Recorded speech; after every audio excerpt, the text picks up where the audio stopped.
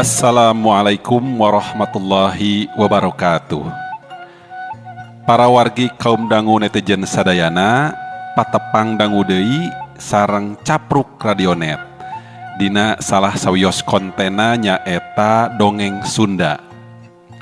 Anu dina danget ieu nuju medar carios nyaeta Balad Siluman, karya Rudi Yansyah.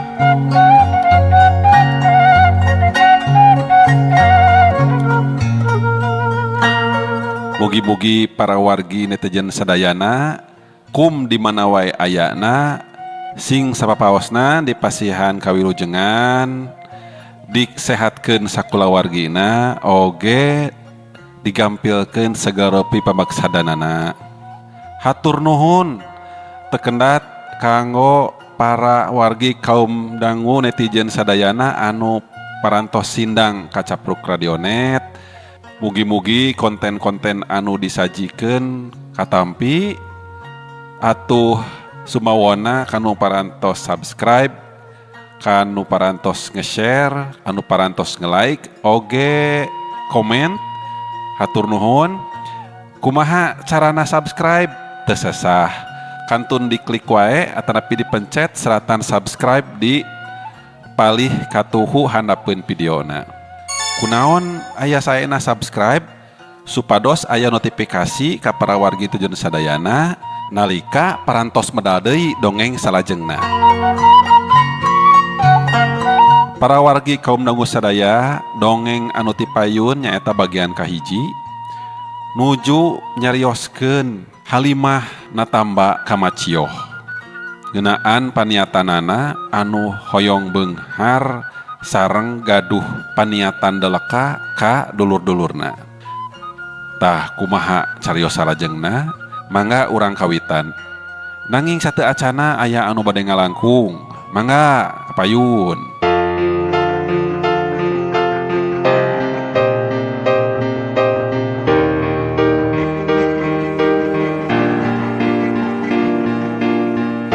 Sabaraha hargana borondong garing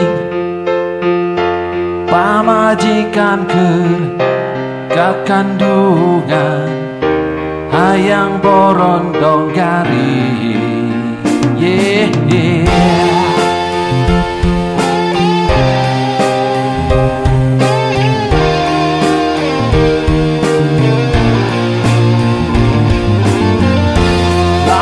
ayah nungaliwat pangmegatkeun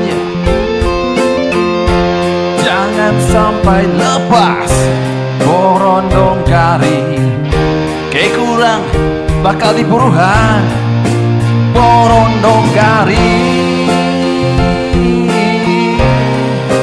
borondong garing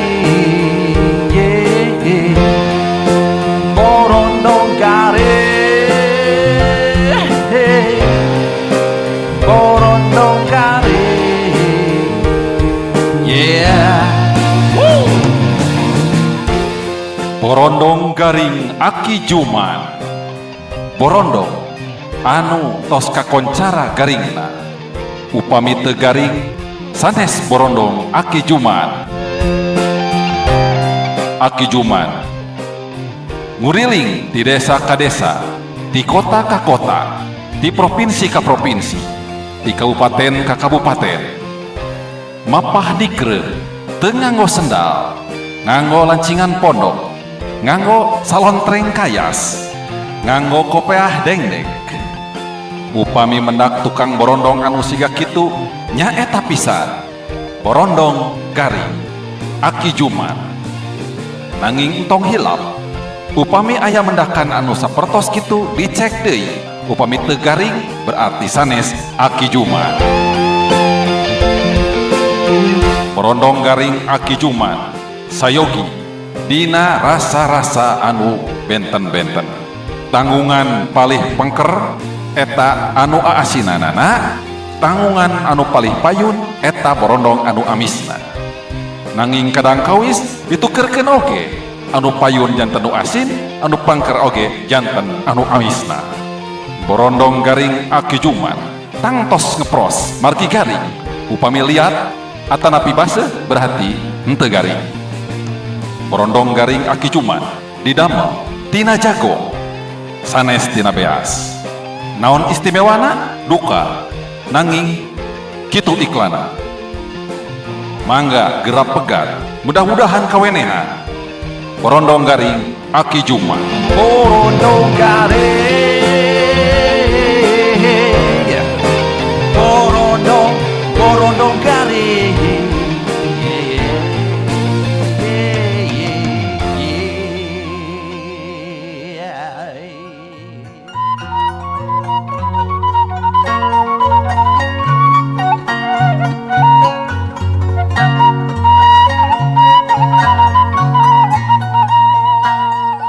Kurang-kurang nama kula nu bisa malik cilaka ye sabab maranehna aya nu ngaping karuhun kahot tapi keun lah teu nanaon ke waktuna ku emak pasti bakal dicobaan dipigawe kabeh bakal diteror kekuatan gaib emak. Sumuhun hatur nuhun sateu acana emak. Tapi kinten-kintena naha bakal ngangge deui syarat moal kitu ieu teh mak. Upami nya teh bakal nganggo deui syarat, kinten-kinten naha bakal langkung abot syaratna teh mak. Halimah kawilang tetelepekna ker tumanyana ka Macioh, henteu bosen pikeun terus tumanya. Kituna teh bangun nu hayangeun leuwih jelas tur eces, hayang leuwih nyaho kana cara praktekna dudukun. Ya sarua atuh nyai. Ieu oge make syarat nyaeta syaratna teh maneh kudu meulih heula tarasi anu diruntuy nya tarasi colek pikeun dipake tumbal jeung kawilang gampang deui dina cara ngagunakeun eta tumbal teh cukup dialungkeun wae eta tumbal tarasi colek teh kaburuan imah jalma nu dimaksud. Kituna teh sanggeus diparancahan heula ku emak. Kitu tah nyai. Oh, jadi syaratna teh kudu ku tarasi coleknya mak. Berarti kudu dua runtuyeun nya mak tarasina teh da jeung dua pasangeun korban apaan? Heuh, dua runtuyeun nyai. Tapi sugan we hasil engke peuting kumaha bakal dipigawe kumaha urang kirim penyakit nu parna eta dua pasangan teh geus ayeuna mah jung heula maneh geura balik nyai sawab salaki maneh geus lila nu nungguan maneh di imah jeung maneh omat isukan kudu ka dieu deui bari mawa tarasi keur tumbalna nya ka depo nyai. Muhun mak siap. Sareng punten we saliratos dirarepot ku abdi dina waktu ayeuna mak. Teu nanaon nyai henteu remah mah henteu asa diririweuh henteu asa diganggu ku maneh hanya asal eta kudu pugu we itunganana. Halimah leungeunna tembong ngusiwal deui ngodok kana saku jaketna sarta ayeuna mah manehna ngasongkeun amplop ka Macioh. Anu tangtuna wae dibarengan ku eusi duit. Oh mohon mak, punten ye, teu tiasa ageng. Mung sakieu ayana, ke upami aya rezekina ditambihan deui ku abdi nya mak. Sanggeus kitu mah Halimah terus wae pamitan pikeun balik ka imahna.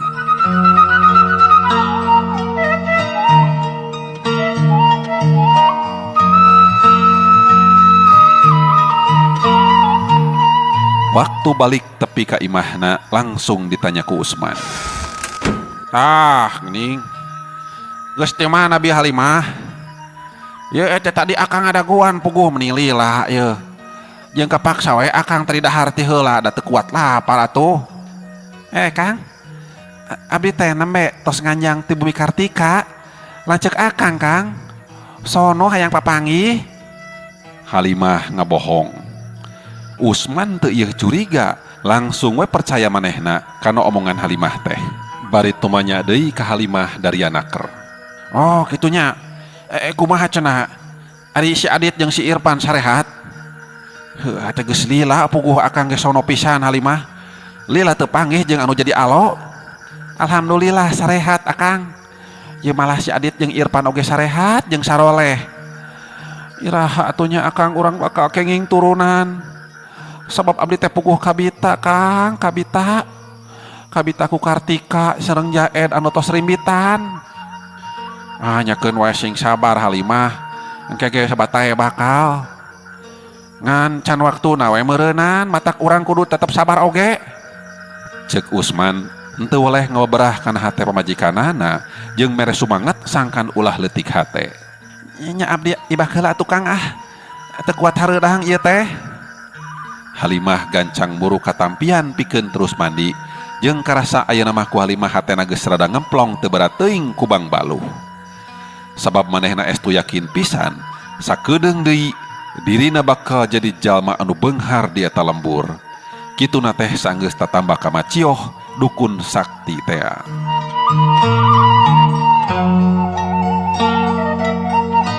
Urang kocapkeun ayeuna di lembur sejen. Tapi rada deket oge eta lemburan teh ka jalan gede. Kartika harita teh keur diuk opatan jeung salakina Randi, adina Jaed katut pamajikanana Rukmini. Kabenerana teh imah Kartika jeung Jaed kawilang padeket oge jarakna da puguh sarua keneh salembur ngan saukur kahalangan saimah ku tatanggana. Ngajadikeun maranehna oge henteu ngarasa hese pikeun papanggihna. Kadenge Jaed anu harita keur cumarita ditujukeun ka Kartika. Kieu teh caritana teh. Peuting tadi nah Jaed bet ngimpi kadatangan apa jeung emak. Jeung nu pangheulana datang teh si apa heula. Eta na impian teh si apa nyarita kieu. Kade cenah pantokaler jeung wetan ulah cenah nutup wae. Sabab eta lawang kawetan teh mangrupa jalan kasuburan keur hidup maneh. Moal ripuh-ripuh teuing dina mangsa maneh meunang kasusah oge masalah. Terus harita si emak oge datang bari nyarita. Tuh si teteh lanceuk maneh mah moal nepi ka parah lamun datangna musibah teh. Tuturkeun lanceuk maneh. Kitu ge satungtung lanceuk maneh masih keneh nyorang ka jalan anu bener. Eta pas kitu teh ku Jaed jol katingali si apa jeung si emang ngadadak leungit. Kaleled ku seuneu anu bentukna buleud siga babliter teh. Bari datangna teh, ti awang-awang ngabelesur nyirorot ka handap terus nembus kana suhunan imah Jaed katut imah teteh. Kitu tah teh, hal penting anu perlu ditepikeun ka teteh teh. Ceuk Jaed panjang lebar. Kartika katinggali ngarenet ka Randi terus nyarita. Kang, saya nama ku akang ayeuna geura toropong anu leuwih jelas. Nah impian Jaed teh nya mangrupi lapat atanapi sanes. Nyakeun, ke ku akang urang teh ku panon batin. Engke kira-kira jam 12 peuting akang jeung Jaed kudu aya di luareun imah. Sarta kabeh tong aya wakan nu salare nya. Rukmini katingali jauh merungkut. Memang borangan Rukmini mah. Harita nyepengan kana puhuleungeun kenca salakina pok nyarita. Aduh, kumaha atuh abdi Kang Jaed? Keeng mana keur nyusuan orok. Beuki we keeng meureunnan. Lamun abdi ditinggalkeun ku akang teh sorangan. Ari teun teh. Kawas lain kolot wae ari Rukmini atuh. Cik sing ludeung atuh da moal aya naon di imah sorangan oge. Tong borangan teuing atuh. Bila mana engke akang aya niat usah keluar kota bakal hese meureunnan. Keun da lain reka mana atuh akang ge pirage ditinggalkeun kaburuan imah wungkul. Bari akang ge moal lila deui, pastina oge akang bakal sakedeung. Jaed jelas kurang panuju ku sikap pamajikanna siga kitu teh, beut nyeta borangan. Ari Randi kadenge harita maehna nyarita bari mesem. Nya bae atuh, bisi keeng mah di dieu wae heula mondok atuh yayi. Baturan si teteh. Da sarua keungeun ari sorangan di imah teh. Nya gitiluan jeung budak. Kartika kadenge nyarita deui bari ngahehe. Nya Rukmini geus saya mondok baturan teteh di dieu jeung sabenerna mah da teteh oge memang sarua borangan deui. Loba deui harita obrolan-obrolan sejena anu lumangsung di imah Narandi. pikeun ngesian waktu anu terus lumaku.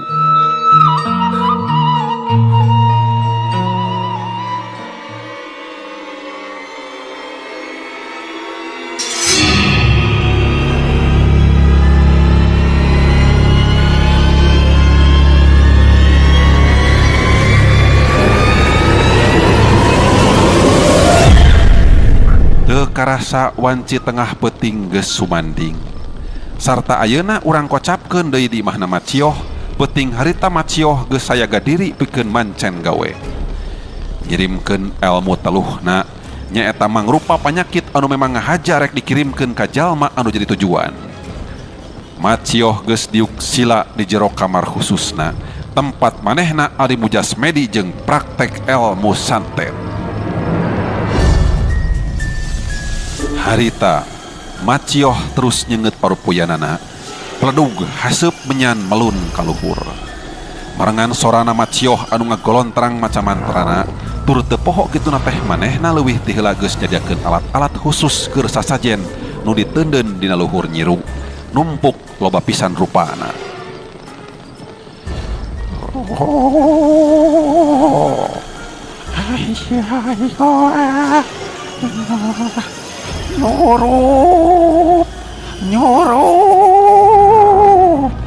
Nyurup balung ragane tanpa welas, tanpa asih. Cing nyurup kana balung jaed, nyurup balung penyakit nih.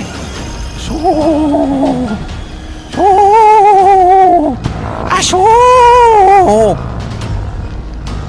Macioh geus 3 kali ngarapal mantrana, haseup menyan beuki kanal melun kaluhur. Nembus kana langit kamar, terus ngapung ngawang-ngawang ka Jomantara. Tanda Macioh memang geus ngamimitian ngirimkeun elmu teluhna, elmu teluh balung anu cukup ampuh. Tur teu jarang loba jelema anu geus jadi korban ku eta ajian, lamun pareng jadi sasaran ku eta elmu.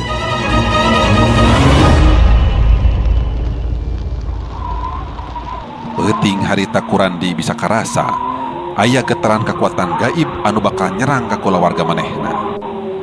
Angin ngadadak ngagelebuk tarik pisan, ajag leuweung pating cungungung ti kajauhan. Langit ngadadak angkeup tanda arek turun hujan. Marengan mega hideung anu terus ngahalangan kana bulan sapotong. Jaed, geus waktuna urang ayeuna pikeun sayaga diri, pikeun ngahadang kekuatan jahat anu geus nyerang ka urang. Omat tong petot, baca bismillah salobana nya Jaed. Randi meresaran ka adi beteungna, anu memang saeutik gedena Randi bisa ningali ku panon batin. Harita Randi bisa ningali ayana gulungan seuneu warna beureum ti awang-awang nyirorot ka handap. Lempeng arek turun nutug ka palebah suhunan imahna Jaed jeung imah manehna. Ku kituna Randi gancang ngarawuh taneuh garing jeung cai anu diuyahan. Geus kitu ku Randi gancang didoaan, tuluy diinumkeun jeung diusapkeun kana beungeut Jaed anu katingali awakna langsung ngulisik. Aduh, teu kuat, panas. Aduh. Jaed humarurung nahan kanyeri jeung panas tina beungeutna anu asa direrab ku seuneu.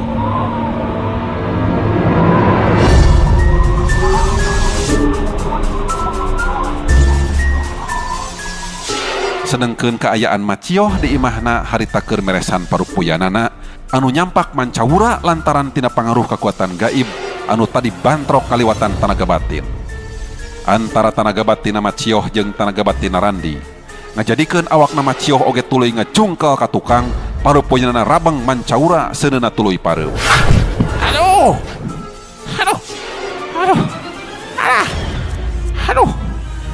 curungan aing seueuh kieu jadi teh. Si Randi tetela kuat oge tenaga batina. Aduh, kayak kieu mah aing kudu nyieun cara sejen pikeun bisa ngalumpuhkeun si Randi katut nu sejena. Ulah nganu kursi Jaed wungkul ieu mah ieu anu kabeunangan ku elmu teluh aing teh. Aduh, Ku ayana eta kajadian keur Macioh mah puguh jadi nambahan rasa kapanasaran dina jero hatena. hayang ngajajal karena kekuatan Randi anu lebih jauh.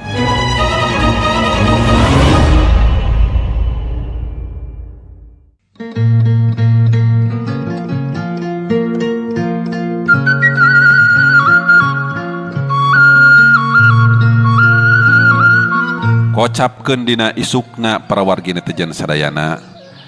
Isuk-isuk harita teh Halimah geus tanginas indit deui ka imahna Mah Cioh.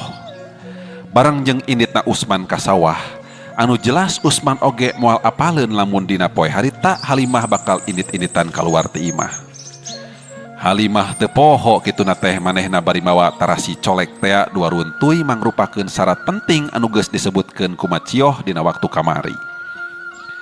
Barang datang nepi ka imahna Mah Cioh, Halimah gancang tumanya ka Mah Cioh, ngeunaan hasil gawe peuting tadi mangsa ngirimkeun panyakit kadua pasangan salaki pamajikan atawa kadahuan jeung adi beteungna. Mak, Asup. kumaha mak? Hasil henteu ngirimkeun teluh teh. Ieu tah ieu tarasi colek teh mak. Enggal geura parancahan ku emak ayeuna.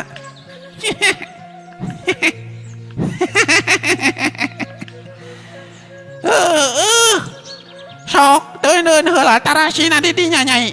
Tah, tadi dinya. Ke kumaha bakal langsung diparancahan. Dieusi ku ilmu warajit. Yang penting tadi mate memang geus migawe nya. Sarta langsung aya nu kakeunaan ku ilmu teluh emak.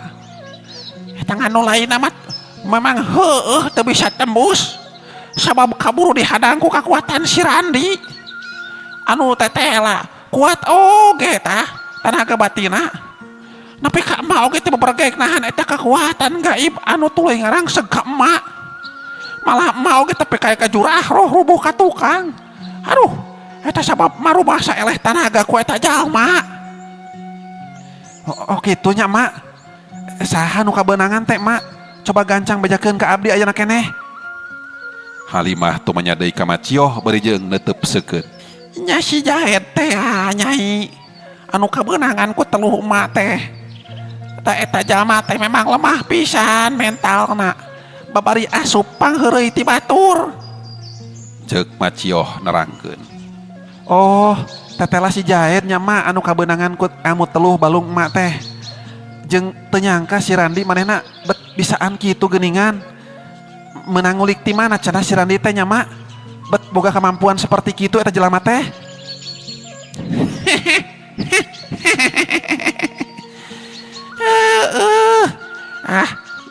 Geus tong waka dibahas ngeunaan eta mah.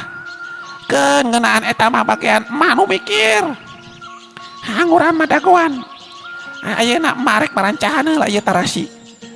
Cuang geusieun heula ku emak ku ilmu teluh tutup bumi. Oh nya mangga mak. Tembalna deui Halimah anu diuk emok hareupeunana. Geus kitu mah ngan dekul wae Mah Cioh mapatkeun jampe pamakena ngeusian tarasi colek ku sarupaning ilmu guna-guna atawa warjit. Nya eta ku ilmu teluh tutup bumi. Mangrupa ilmu guna-guna anu bisa nutup kana jalan usahana calon pikorbaneun. Teu lila eta tarasi colek anu geus dieusi ku ilmu guna-guna teh ku Mah Cioh terus dibikeun ka Halimah bari nyarita. Ayeuna mah tinggal gunakeun ieu tarasi teh kumaneh sakumaha mistina. Sakumaha anu geus diterangkeun teh ku emak kamari. Jeung tingali reaksina kumaneh engke lamun geus sabulan. Sabulannya mangka bisa katingali kumaneh tina pangaruhna ieu tarasi. Usahana bakal terus ngojot sarta kajamana oge bakal mawa pangaruh nyaeta bakal geringan atawa ririwit. Jeung kahade anjeun masing ati-ati ulah nepikeun ka pelangko ku batur jeung kudu boga imah. Nalika anjeun neundeun ieu tarasi di buruan imahna. Mah Cioh terus mere pituduh jeung katerangan oge cara Halimah sangkan ati-ati dina mangsa neundeun tumbal di buruan imah jalma nu jadi tujuan. Siap mak, engke abdi pasti bakal hati-hati jeung waspada dina mangsana engke abdi ngalakukeun tinakan. Ayeuna mah abdi bade pamitan heula nya mak. Sakalian arek nyimpang heula ka imahna si Jaed pikeun mastikeun nah manehna teh ayeuna memang bakal tereh deukeut ka pipaeheun atawa moal. Cucuk ka itu cing hasil sarta kahayang maneh ku emak pasti bakal diusahakeun sangkan kacumponan. Macioh tepetot-petot manehna mere sumanget ka Halimah sarta mastikeun dirina bakal ngabantu ka Halimah sapinuhna. Ari Halimah harita gura-giru manehna indit bari mawa deui tarasi colek dikresekan diasupkeun kana saku switerna.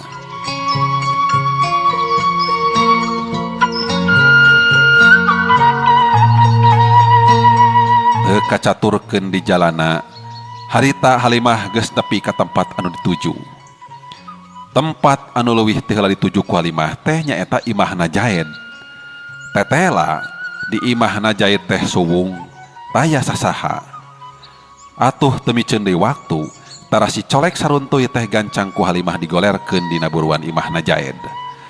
Bari kituna teh Halimah nyelang luak liuk heula ka kenca ka katuhu sabab bisi aya jalma anu parang nempokeun kana gerak-gerik manehna harita.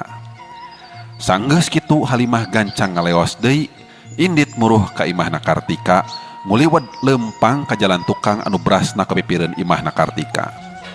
Sanggeus ngarasa yakin yen moal aya jalma anu nyerangkeun ka dirina, harita tarasi saruntuy deui gancang digolerkeun ku Halimah di buruan pipir imahna Randi atawa Kartika handapeun wareng.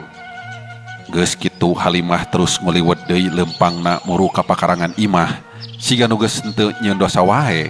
Halimah tenang asup ka jero imah Randi bari langsung nempo kaayaan Jaed anu digulung ripuh kaayaanana awak nyebret panas.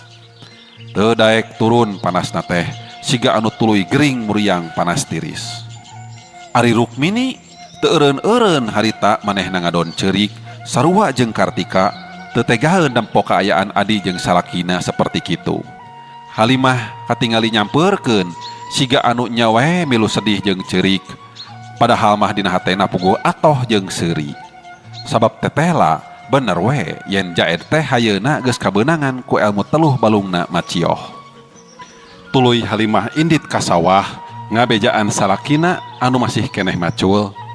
Harita Halimah ngadon rawah riwih ceurik.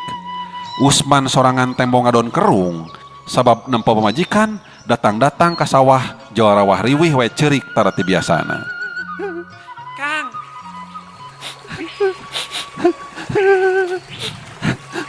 Halimah, Kang Kang aya naon ieu teh datang-datang jo rawah riwih weh aya naon geuwat bejaan Kang. Usman kapaksa manehna ngeureunkeun heula hanca gawena sabab nempo pamajikan anu bangun keur meunang kasedih. Gek manehna diuk tina galengan sawah teu jauh ti Halimah anu masih keneh ngajanteng nangtung. Jaed Kang anjeunna. Halimah tetuluy kabat nyaritana pura-pura nahan picerikeun. Nempo kitu atuh Usman jadi beuki tambah panasaran hatena pok tu menyadai ka Halimah. Nya kunaon Halimah? Kunaon ari si Jaed? Jaed kaserang ku penyawat anu aneh Kang. Gering ngadadak. Walon Halimah.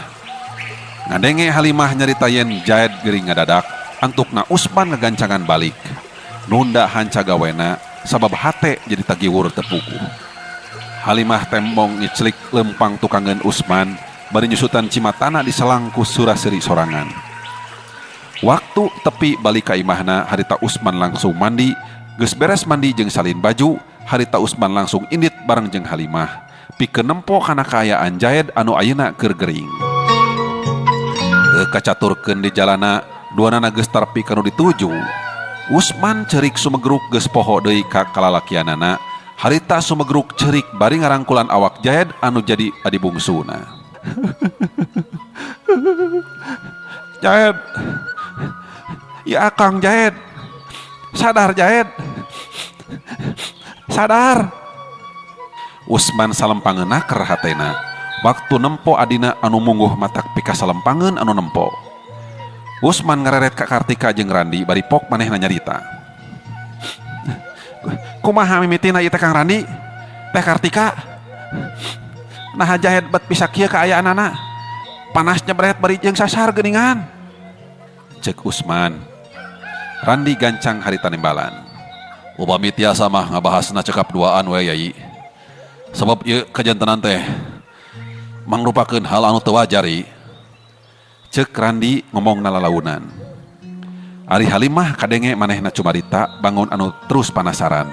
Hayang nagrakeun eusi hatena jeung jalan pamikiranna ka jalma nu aya di dinya. Kumaha atuh upami jahit teh urang candak wae ka rumah sakit Kang Randi.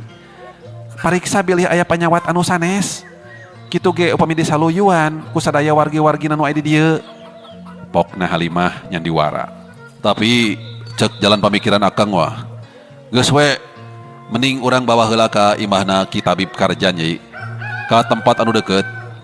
Sebab ari kudu dibawa ke rumah sakit mah karunya jauh teuing jarakna. Tapi lain akang hitungan deui. Tapi nya eta akang teh puguh karunya ku jaed ngarah gancang bisa kaubaran ayeuna-ayeuna. Ulah diengke-engkei. Halimah gancang harita nembalan bari jeung hatena rada hanjelu oge sabab jalan pamikiranna tetela teu disatujuan ku Randi. Nya ari saur Kang Randi kitu mah nya mangga wae Kang. Ngiringan kumaha saena ari abdi mah. Anu penting mah kasehatan ayi jaed tiasa pulih deui. Teu kirang sawios-wios kitu ta Kang. Pokna Halimah harita siga nu nya we manehna miharep jaed teh bakal bisa cager deui. Anu sok padahal mah Halimah harita kacida miharep nyawana jaed gancang ngalayang. Nya tuh. Hayu atuh gancangan urang indit ayeuna keneh. Ulah diengkekeun deui ngarah jaed gancang aya nu ngubaran. Sabab akang mah rumasa teu sanggup ngubaranana ieu teh. Can apal kabeh ramuan naon wae anu kudu dijieun obat. Tapi deui ka Rukmini eta saena mah teu kedah ngiring. Sabab katinggalina ku akang Rukmini teh nuju kirang sehat.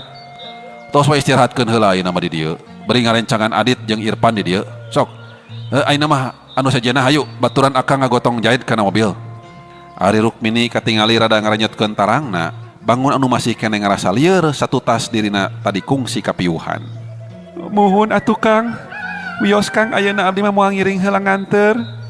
Abdi bade di dieu heula we calik. Maturan barudak.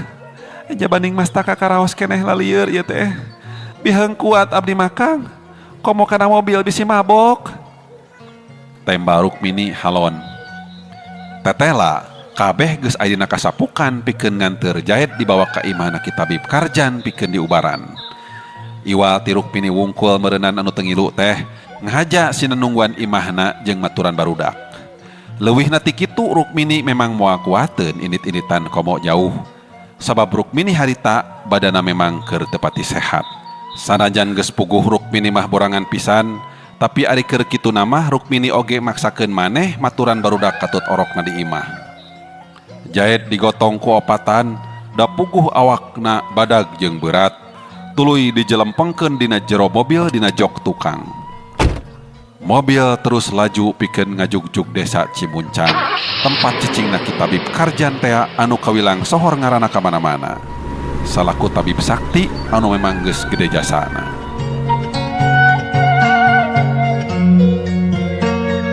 Cag heula para wargi netejen sadayana lampah rombongan Randi anu ngajugjug ka imah Ki Tabib Karjan. Ayeuna urang ngagilir nyaritakeun heula kaayaan Irfan jeung Adit anakna Randi. Barudak teh bet aranteng nya balager. Sauyunan ulin tetap babarengan layut remen padeukeut. Nempo kolotna init-initan tarhayang paula pailu sarta umurna Irfan harita teh karak nincak 6 tahun. Sedengkeun ari Adit umurna harita karak nincak 3 tahunan. Anu tangtuna wae duanana oge memang can bisa ngarasakeun kumaha perasaan kolotna ayeuna lamun pareng keur meunang masalah. Harita oge waktu aya kejadian pamana gering, Irfan jeung Adit mah ngadon jongjon wae arulin di buruan. Nyaroo taneuh garing nyeun gugunungan, sakapeung ngaradu kaleci jeung barudak tetanggana. Ieu naon geura tinggal? Bau ih. Ceuk Adit kalanceukna kituna teh bari jeung ngagigiwing tarasi. Anu ngagoler dina luhur taneuh terus diambean ku manehna. Tarasi. Bau Adit piceun. Pokna Irfan, waktu nempo tetela tarasi geningan odi gigiwing ku adi teh. Tarasi saruntuy, tarasi colek runtuyan anu ku Halimah ngahaja diteunden di buruan imah kolotna. Ih, ulah dipicen atuh aa, mending oge urang pake pepacakan geura aayu dilenos-lenos. Ceuk Adit, bari dereug-deug manehna lumpat, nyokot kenteng anu potong ngagoler di buruan jeung nyokot batu leutik sagede peureub. Anu ceunah minangkana kenteng teh coetna jeung batu teh mutuna. Der we harita tarasi teh dipake anyang-anyangan, papasakan kuduaan tanpa aya perasaan naon-naon. Tapi lamun seug harita randi anu manggian eta tarasi, geus pasti eta tarasi teh meureun bakal langsung dipiceun moal diantapkeun kitu wae ku randi. Bari pasti bakal langsung dikiihan heula sangkan camal pangaruhna moal nerap ilmu guna-gunana. Para wargi netizen sadayana, rupina carios balad siluman cag dugi ka dieu heula. Kumaha eta terasna kaayaan di bumi Ki Tabib Karjan. Sareng kunaon nu bakal tumiba ka eta dua barudak? Mangga teras manco di Capruk Radionet konten dongeng Sunda. Mugi-mugi carios anu dipidangkeun tiasa aya hiburan, mangpaah sareng hikmah kanggo urang sadayana. Sim kuring tekedat nyungkeun dihapunten kana sagala rupi kakirangan sareng kalepatan. Boh bilih aya nami alit asma dewasa anu kasebat dina ieu dongeng sanes kenging ngahaja-haja mung ukur kaleresan. Sim kuring sejamit mundur, tepang dangu deui dina dongeng salajengna. Wabillahi taufiq wa hidayah. Wassalamualaikum warahmatullahi wabarakatuh.